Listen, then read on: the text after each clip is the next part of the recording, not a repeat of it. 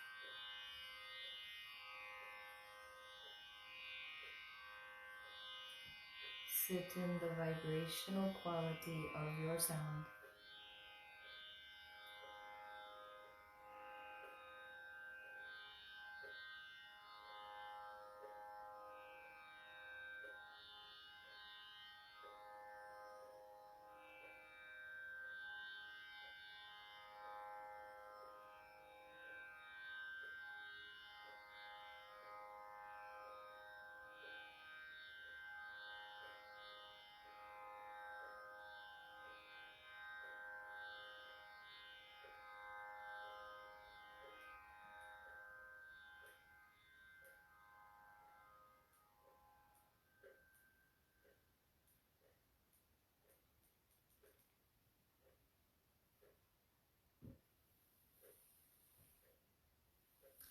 That brings us to the end of our practice today.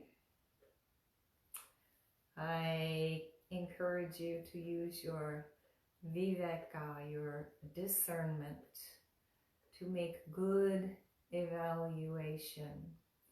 Good evaluation about what's real, what's not real, what's truth, what's not truth, what's perhaps conspiracy theories rolling around, and what is more accurate, truth, science, whatever. So I leave you with those thoughts, and I'll see you tomorrow morning. Have a great day.